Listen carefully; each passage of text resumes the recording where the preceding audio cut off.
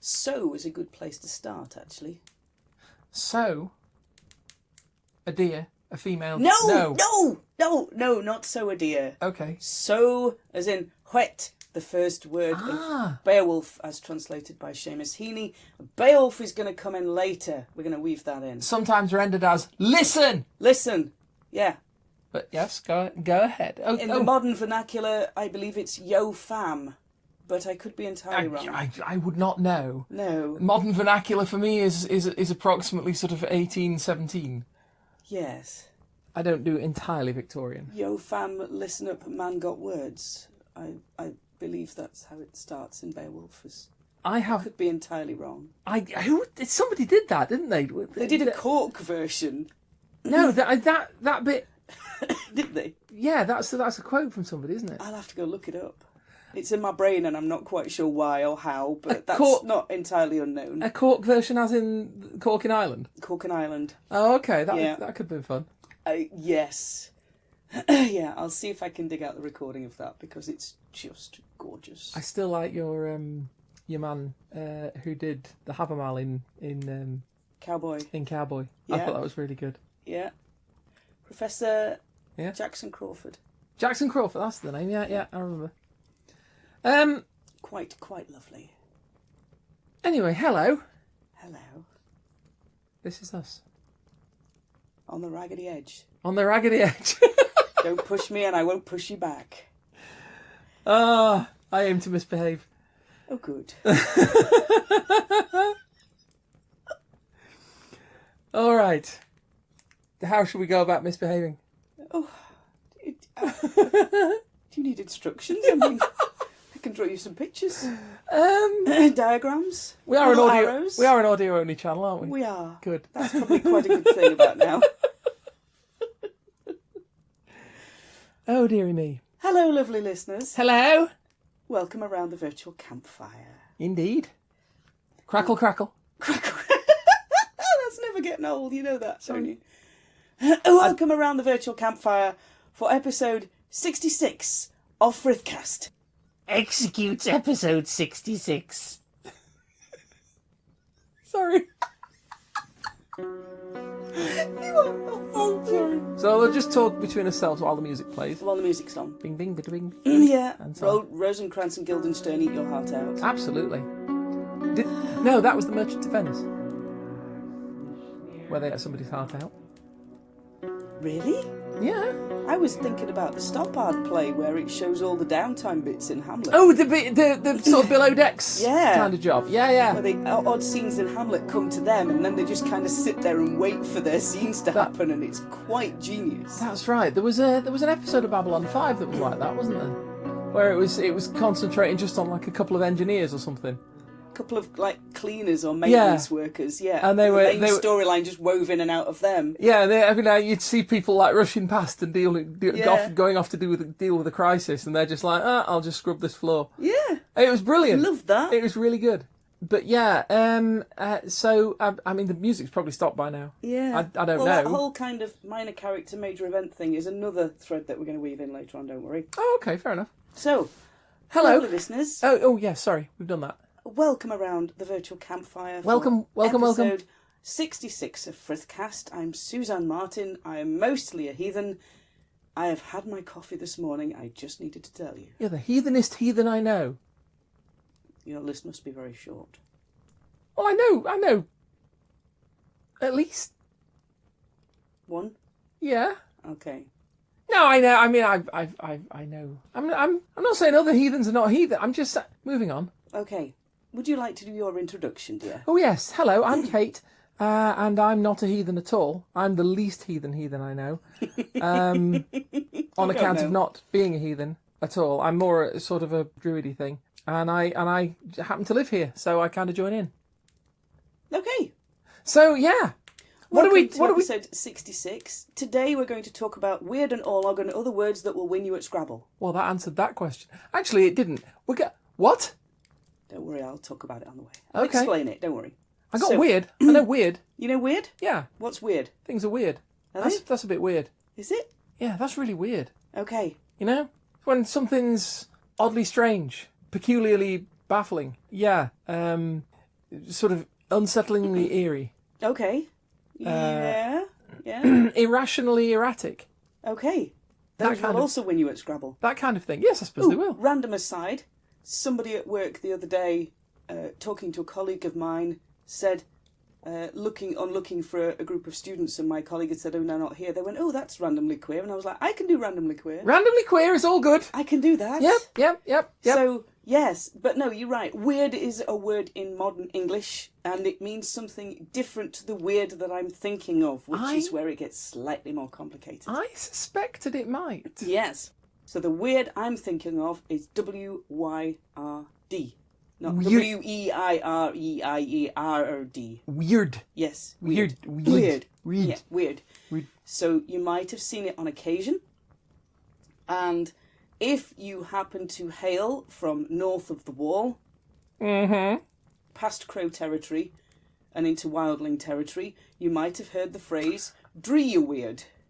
Oh, that wall! Yes. Yes! There's a wall. Well, I've been north of that wall. You have. My family hail from north of that wall. Okay. Descended from Wildlings you are. I am. Yes, I am first generation. Not Wildling. Not Wildling, yes. Okay. Alrighty. So you might have heard the expression up in Scotland of "dree you weird." Dree you weird. Exactly, yes, I've heard that. So could you, as a once generation removed Scottish person from north of the wall but no longer civilised, now taking baths at least once a month, which is great. Occasionally. Yeah. Can you tell me what you understand by "dree you weird"? Dree you weird means, basically accept your fate. It's stuff's going to happen to you. Yeah. And you've got to just kind of grip it and deal with it and... Yeah, kick it in the fork on the way past. Yeah, basically, it's not exactly like a sort of seize the day thing. It's more sort of, it's more kind of fatalistic than that. It's so a bit more kind of stoic than... Stoic! Yeah. Stoic, exactly that, Okay. yes. And it's very different from Langme Yulumreek. That's probably good. I just thought I'd mention it. Yeah, thanks. Anyway, carry on. Right. Okay, so, weird. Yes. It comes from an Old English word. It generally is translated as a fate, doom, or destiny. Okay. To know your doom is to have an end fate, not literally for things bad to happen, although that might be included in the end fate part. We know our doom, but not the hour. Yes. I think Emperor, what's his name, said in Oblivion at one point. Okay. Might have to go that one, look one up. But... Played by Patrick Stewart. Oh, definitely going to look that one in one up. of the Elder Scrolls games, and he appears at the beginning and Okay. does a little bit of speech about, what's going to happen is going to happen, we just don't know when.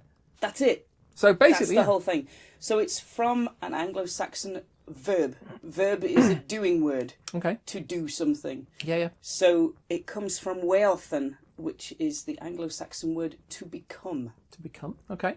So to grow into something, to change into something, to go towards an end goal of something, to become something. All right. But it often gets translated in Old English to fate, doom, or destiny. Okay. You'll see it in quite a few old poems. There's all this mention of weird. If you look at it in Old Norse, you'll see it as orlog with some of those wee little balancing dots on it. Okay.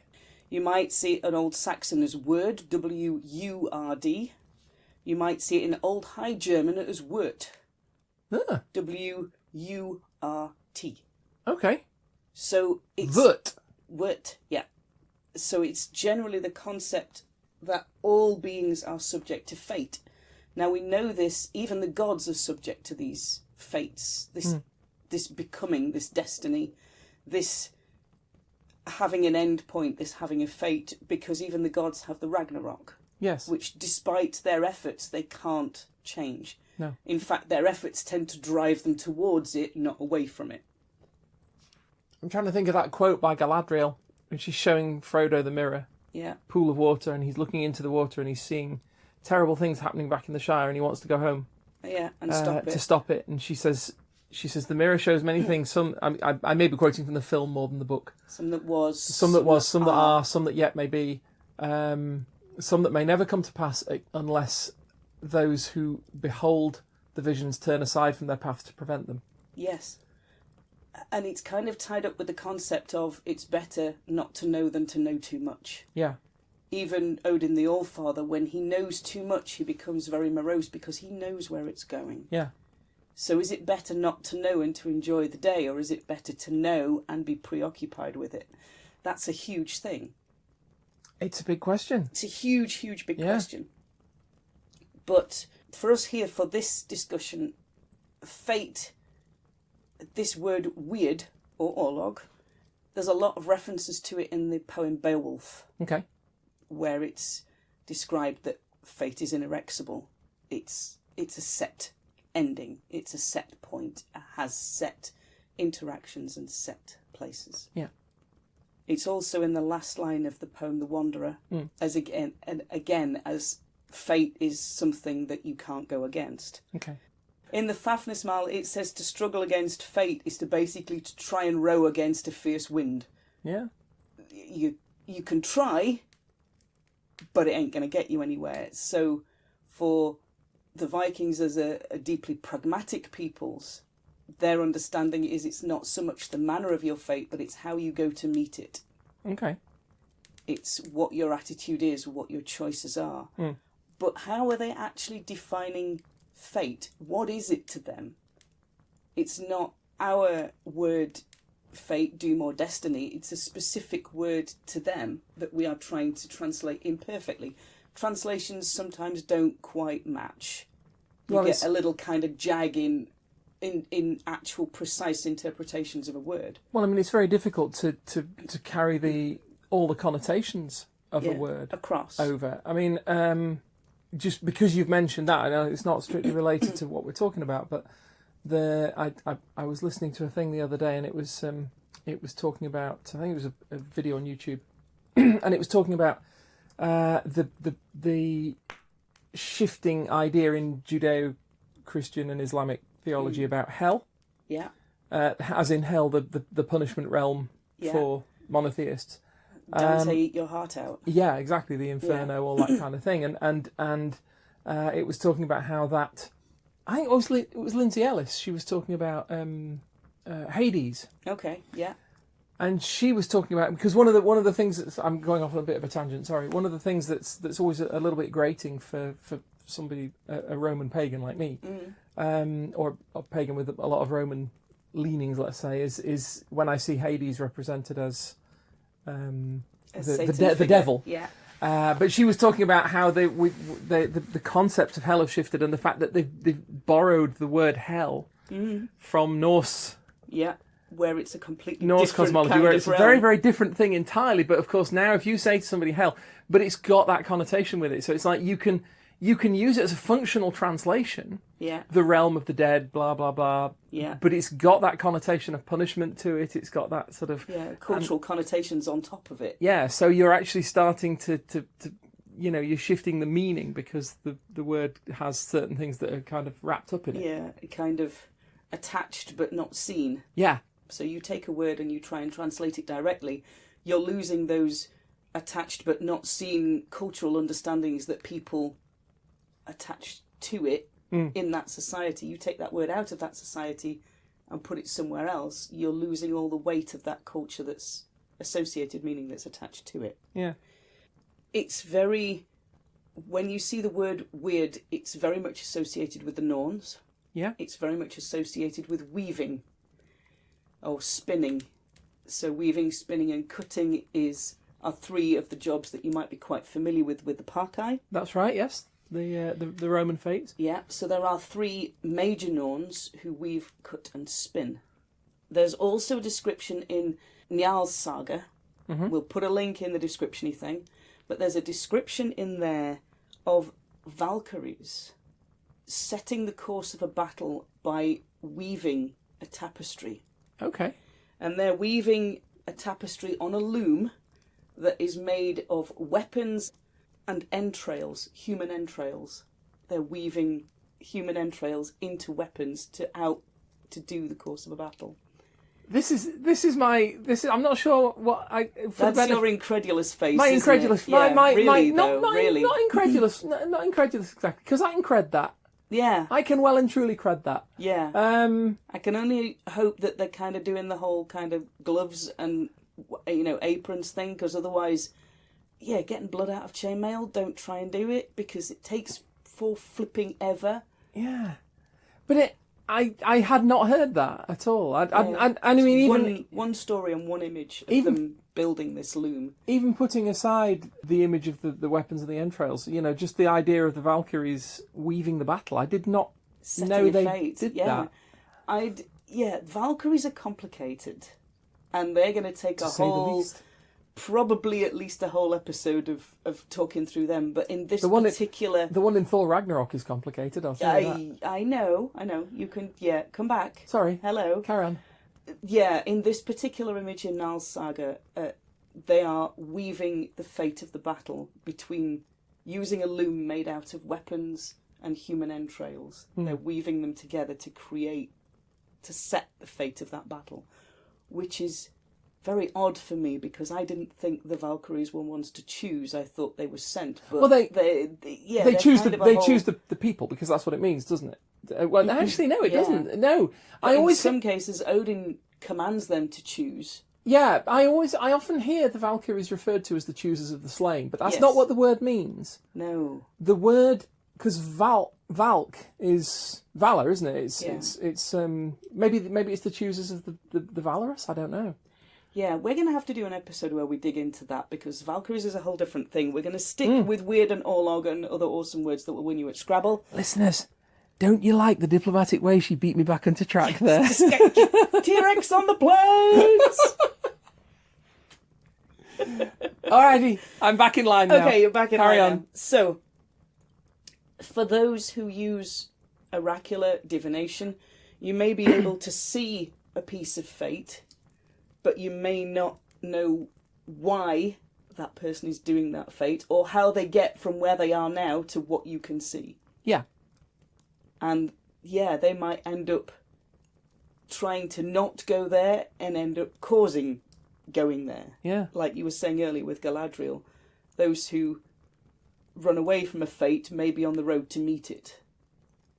And it doesn't matter how much second guessing you do, third guessing, fourth guessing, fifth guessing, you can never know. No. There's if you'll forgive me wandering off just very briefly on the same subject. When have you ever not? There's a wonderful episode of Star Trek, The Next Generation, and I'm trying to remember the name of the episode. I'm sure we can work it out and put it in the description. But it basically features the Enterprise is just tootling along quite happily at warp and runs into something. Oh, they run into some kind of spatial anomaly and a ship comes out of it and they get blown up. It hits them. Wow. It collides with them. It's a Federation ship, suddenly appears out of this distortion, crashes into them, knocks off a warp nacelle, and they blow up. And then they find themselves back tootling through space at warp again. With the Commander Data and the Pips thing? Yes. Yes. Okay, I remember this one. It finishes up with they seem to be stuck in this loop. And every time they get blown up, they go back to the beginning and they start it again. But it's always at the point where they're just about to arrive at this sort of anomaly. Yeah. And they're going to get blown up again. And gradually over the course of several... I mean, you don't know how many loops. It could be hundreds and hundreds of thousands of loops. Somewhere like Peter Capaldi's Doctor. Yeah, basically. In loops, yeah. Or Groundhog Day. You don't know how long it's actually going on for. Day. But gradually over the course of the episode, they manage to become aware that something is amiss. Yeah. It's all hand-waved a bit, but it's Star Trek. And they finish up sitting in the conference room, and they're discussing it, and they go, okay, well, we need to do this. We need to change course. Yeah. And they're like, but maybe that's what we did last time. Yep. And we got blown up for it. Maybe we need to stay on course as we are now. But maybe that's what takes us But then there. that's what... And, of course, you can't know. It's like with the limited information they had, they only knew that something happened, but they didn't know how they got to it. Yep. So you have this fixed point, or the point that you hope is not fixed and you can avoid, but what's the best course of action to take to steer away from it? And by steering away from it, one of the one of the ideas for how the universe protects itself against time paradoxes in the event that time travel proves to be possible. People have sort of theorized that if you could go back in time with the intention of, one of the classics, I'm going to go back in time and kill Hitler before it can cause... The ethics of doing that, though. Well, the ethics of doing that are one thing. Doctor Who deals with that. Yeah, the ethics of killing Hitler's grandfather. Yeah, but you also have the question of, one of the ideas is, and I forget if it's... Stephen Hawking talks about it and calls it the chronology protection conjecture. And he says that the universe will protect itself from paradox by only allowing a time traveller to do things that will cause history to resolve in the way that we know history resolved. Whoa. So you go back in time, you've got your gun, you know where Hitler's going to be, you do a thing, you pull the trigger, you fail to pull the trigger. Whatever it is you do sets Hitler on the course that will ultimately result in the Second World War and the Holocaust and all these things. So you've gone back with the intention of stopping it, but in effect, you've made yourself the cause of it, as you always were. Okay, that got a bit deep. Sorry about that. Carry on. Okay, I'm just going to have a marshmallow break. Coffee break. Check my knees are warm. Right, they are. That's good. Okay. Good. So, the other phrase that you might hear in this is the web of Wyrd. The interconnectedness between all things. Okay. So when you are weaving, or when you are spinning and you're spinning fibres together, they're twisting together into one thread. Mm-hmm. So the web of Wyrd is how things are interconnected. Okay. And you might see Wyrd described as... It's odd because Wyrd is not just your fate going forwards. It's where you've been. All right. It's like a force that is enacting on your life, which is derived from the cumulative power of your past actions. Okay. Yeah. Get your head around that. Take a minute. I'll leave you just to kind of ponder that one. But it's not just going forward. It's your values and responsibilities and actions in the past that are causing you to go forward in the manner in which you are going forward and becoming. Okay. Yeah, did it suddenly get a bit big? You want to come back to the shallow end for a bit? The whole thing's kind of big. So, one of the things that really gets me about Wyrd is the fact that you can hear the voiced opinion of, oh, well, if there's Wyrd, I don't need to take responsibility for anything. Because it's already predestined and preset, and I'm meant to do all of these things, and I don't actually have to take responsibility for my actions because it's already predestiny. Wait, though. Yeah. You don't know what the future is. Nope, you don't. So it's pointless to say I don't have to take responsibility because fate is everything is predestined. Mm-hmm. Even if that's the case, it's predestined for me to eat that entire cake to myself. I don't have any guilt or responsibility over the fact that nobody else got a piece. But if you choose to eat the cake... Yes. You did say cake, didn't you? Oh, yeah. That's all right. I got a pic... Cake-related examples is where I'm at today. I got a picture of a cake in my head, but, I mean, that happens quite often, so I had to just check it was... Little chocolate one with cherries on going, the cake is a lie. No, a really big chocolate one with cherries on. Little candle in the middle? Yeah. Little voice going, this is a trial. Making a note here. Huge success. It's hard to overstate my satisfaction. I'm going to stop doing that because I've still got a sore throat and it's not going to work well.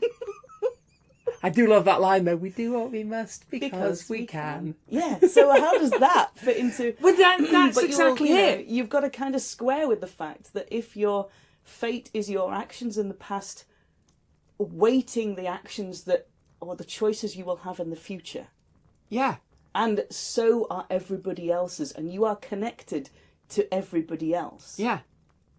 I just want to throw in that one line. We do what we must because we can. Actually, really rings for this. Yeah. When you were talking there about I don't need to take responsibility because I can whatever I choose to do is what's predestined for me to do. Yeah. This can be a realization that some people go with, and we can't tell you how to heathen. Of course not. But all I will say is that it's still you don't get to, if you make a decision, yes, it might be the decision that's written into the future history as the decision that you make, yeah, but it's still your decision. Yes. So you don't get to say, oh, well, it's not my fault. It's not my fault. Everything went pants. The cake is gone. It was a lie. Yeah. Burp. Yeah, exactly. Not totally my fault. It was predestined that I ate the entire thing. So, yes, you might find some people say, well, I don't have to take responsibility for anything. I don't have to hold any guilt for anything. I don't have any responsibility for anything because all of my actions are predestined and therefore, whoopee, I'm going to go do the things. But for me, it doesn't work that way. No. And I can't tell you how to either, but for me, it doesn't work that way. No, we can't. But I've got to say it doesn't work that way for me either. No, my past actions create the values that colour my choices in the future. Everybody else's past actions create and colour and create the choices that they take in the future. I am connected to everybody else. My actions and my choices and my values affect other people. Yeah. Their choices and actions and values affect me. So if I am making choices, then I can look at perhaps sacrificing individuality for the good of community. Okay. I can look at the example of Tyr. Lost a hand, lost his individuality to benefit his community. Lost one of his specific individual merits. Yeah. One of the thing he was famous for, that a major part of his defining attribute was part of his identity or his self-identity. Gave it up for the benefit of his community, for the Wyrd of his community, for his shared community Wyrd. He did that because he knew he would help the community benefit. But his Wyrd was attached to everybody else's. If he'd sat there and said, well, I don't have to do anything because I don't need to take responsibility because everything will unfold as it must. Yeah. Would he have done that? Exactly. So, I mean, Odin does the same. He sacrificed as an eye for a drink from Mimir's well for the ability to see. He gives something personal up, something individual up for the benefit of his community. But as far as the Norns are concerned, that they might say, well, that was what he was always going to do. Yes. But as far as he was concerned, that was the decision he made. This leads you down an incredibly nihilistic path. Yeah. Because if you sort of start saying, well, everything that happens is fated and predestined, and therefore I don't bear any responsibility for what I do. I don't have to improve my community. You have to dismantle the justice system. Yeah. Because you can't punish people for doing what's predestined. It's just what it was written into their future history to do. So how do we cope with that in modern society? You have to stop judging people. You can't have social standards. Yeah. When somebody offends, whatever level. I mean, I know there's a lot of insults you. Well, I'm not going to get into sort of what constitutes offence, but there's a lot of debate on that online and all that kind of thing. But at whatever level, somebody causes tremendous offence. Yeah. You can't, if you subscribe to that idea, you can't think worse of them because that's just what they were. That's the groove they were written into. They couldn't have done anything else. And yet, I find in modern society, I have a great desire to want to improve my community and want to do what's best for them and best for me. Yeah. But also best for them as a whole, as a unit. You're not being completely abnegation about this. I am totally not. The grey is not my colour. It's not a good look for me. The Vikings, yes, they have this incredibly fatalistic, almost nihilistic, stoic way of looking. What will be, will be. Drew, you're weird. Fear profits man nothing. Yeah. Why would you be afraid of this? Why not choose to face it in a different way? So for them, it's the manner in which they face what happens. And also, that's a counterpoint as well, isn't it? Or a corollary, whatever you want to call it. Is you can't condemn an evildoer for doing evil because there is no concept of evil. Because if you say, well, we aren't responsible for what we do. I mean, even in physics, there is or sort of physics, cosmology, whatever. There is the argument that if the universe is entirely deterministic, as some people have long argued, in that sense as well, we don't have... I mean, it comes into the whole free will discussion that the Christians have. Yes, yeah. You know, we can't choose to do other than what we actually end up doing. We think we're choosing, but actually we're just doing what the universe... So it's a magician's choice. Yeah, so... You think you're picking a card, but in reality you're really not. You have the same issue across the board. Whatever your theology, whatever your cosmology, it all comes... This question is relevant, but also there's the question of the issue of if you can't condemn somebody for doing evil, nor can you praise somebody for doing a good thing. You cannot... So the Vikings, if you want to put it in that cultural context... The Norse, the Vikings, whatever. Yeah. When they go into battle, when they do something heroic, that's celebrated. Yay! What a heroic person this is. There is no praise poem. There is no ring giving. There is no honour. You can't praise somebody for doing something heroic. There is no runestone raised in their memory because there is no hero. It's not them that did it. It's just fate. Yeah. So for me, this word "weird" is complicated. Yeah. It's 4 letters of a whole bag of ferrets, really. And for me, it's very much... I mean, you've got another idea of destiny and fate if you look at Dune. Okay. The Muad'Dib goes out into the desert at the birth of his son, and he says, I've put this off for too long, but this was what was always going to happen. I'm going to walk out, but I wanted to see the birth of my son first. Right. He'd been seeing the future. He knew that he was going to have to go and walk out and walk away. But he'd been putting it off and weaving the strands so he could stay for the birth of his son. Okay. And then he could walk away. But he knew he was always going to have to walk out. He had that well, I say fixed point, but he had an event that was prescribed. Yes. But he was able to fixed bend point in time. Yeah. Yes. He was able to bend things enough to sort of change when it happened. Yeah.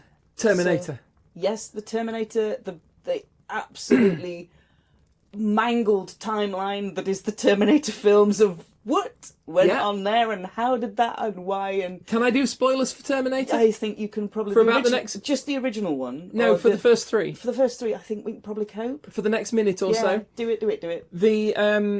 In Terminator 1 you have Judgment Day, the great big nuclear holocaust that wipes out everybody. In the second film, they take various actions and it finishes up with they've averted it. It's not going to happen now.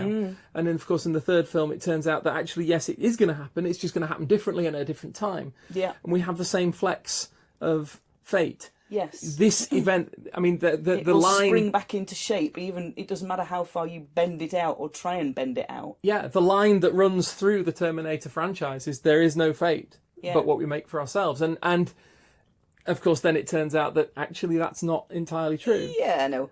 So then, you're kind of sat thinking, well, if there is no fate but that which we make for ourselves, or is everything predestined, or can you sit in the middle? Can you say, like the Doctor, certain points are fixed points in time that you cannot change? Yeah. Other stuff you can kind of bend about a bit. Yeah.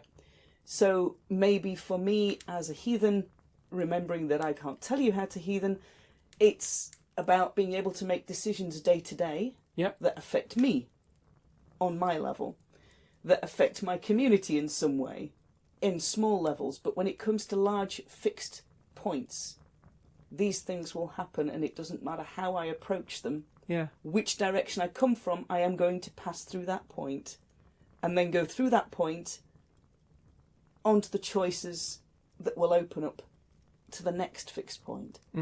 So can I look at fate? Can I look at Wyrd?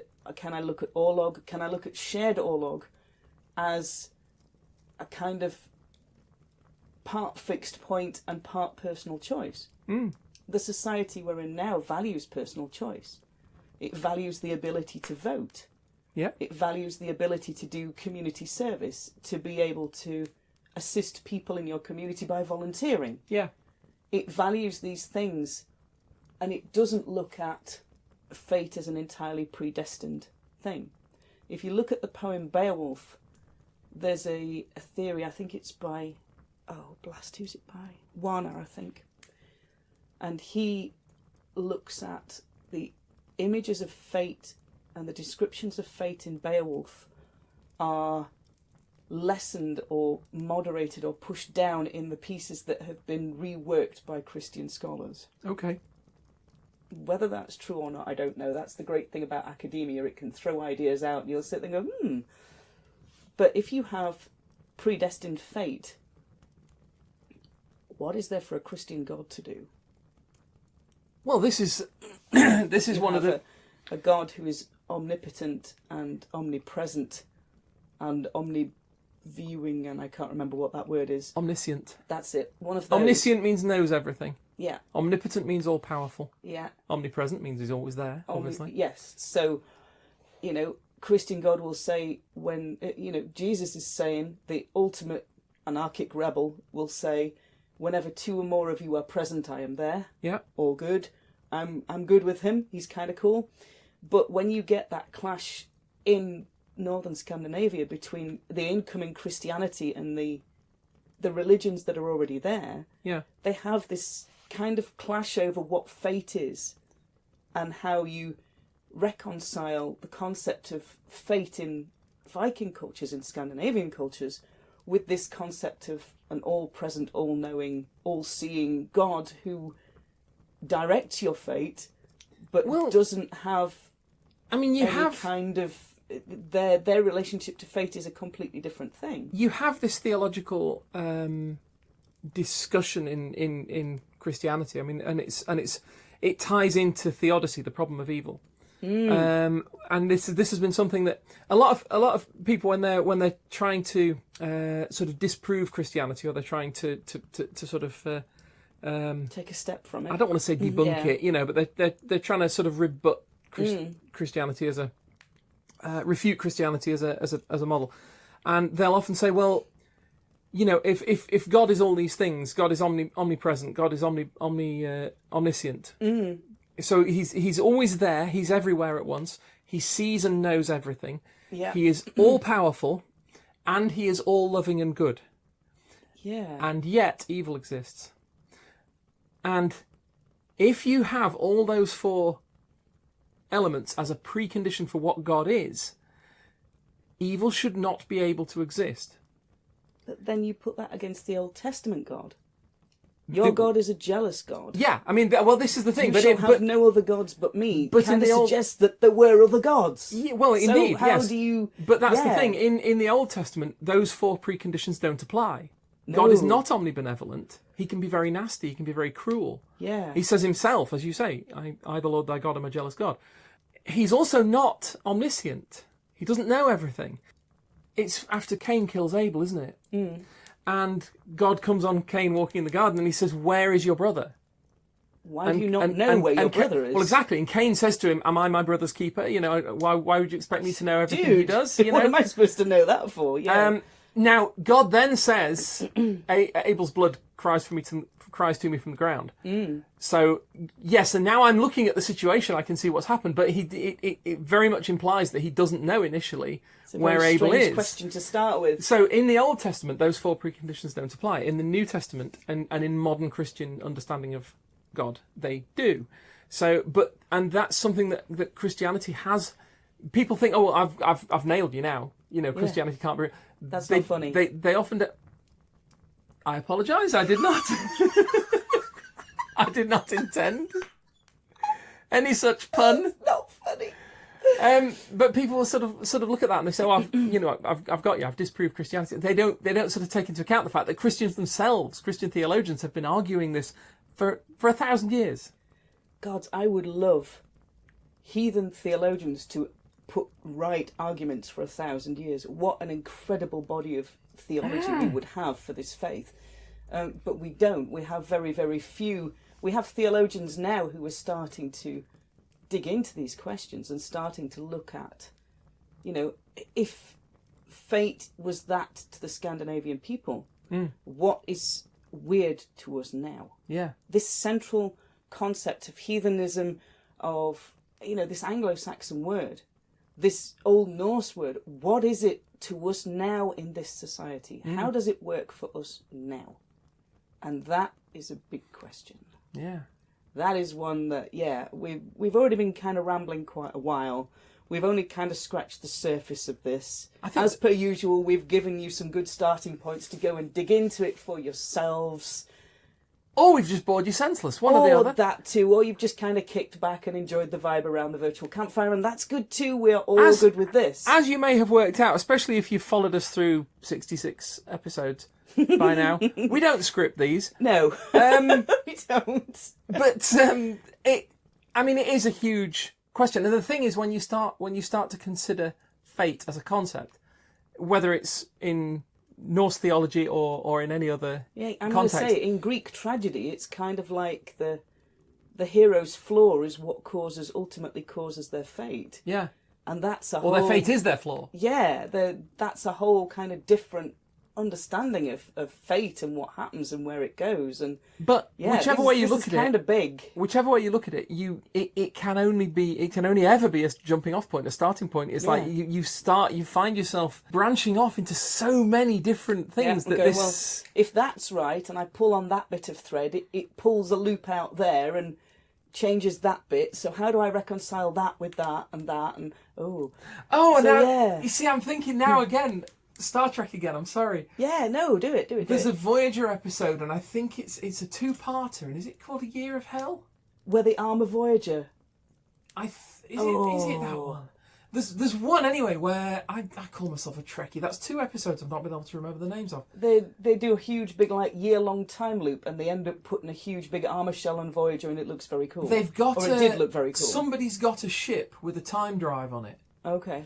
And there's been some catastrophe that's befallen his planet. Yeah. And he's using his time ship to keep going back and changing things to try to make it that his planet doesn't happen. And all that's happening is he's trying to fix things, but all that's happening is he's making things worse because he's changing this and it's having all these unexpected butterfly effect consequences that he hadn't considered would happen. Yeah, I mean, it's the same with Nero waiting for Spock in the Star Trek film. Yes.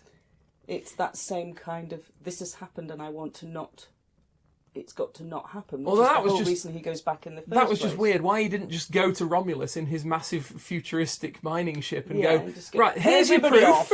Yeah. I mean, it's the same with DS9 episode Trouble with Tribbles. Yes. Where they end up going back into the past. And the time agents just sit there and go, oh, we hate Kirk. What the hell are you doing to our timeline? Just stop it. Quit it. So, there's lots of... At the risk of degenerating into a Star Trek podcast, that I'm saying there's anything wrong with Star Trek. There is totally not anything wrong with Star Trek. But it does serve for useful examples of how you can look at time, how you can look at fate. What fate was then, is that the same as fate is now? How do you, as a heathen, how do you view your past actions affecting your future ones? Yeah. How do you see that the values you hold, the experiences that you've had, will colour, when you come across situations in the future, they will colour how you deal with that situation. Yeah. And that is tied into everybody else. Everybody in your family, everybody in your kindred, your siblings, your parents, your brothers, the people you're married to, your kids. Yeah. Their Wyrd is twisted with yours. Your siblings' Wyrd is twisted with yours. Yeah. Your parents' Wyrd, your grandparents' Wyrd. The Wyrd of your ancestors colours yours. Mm. And that's just like...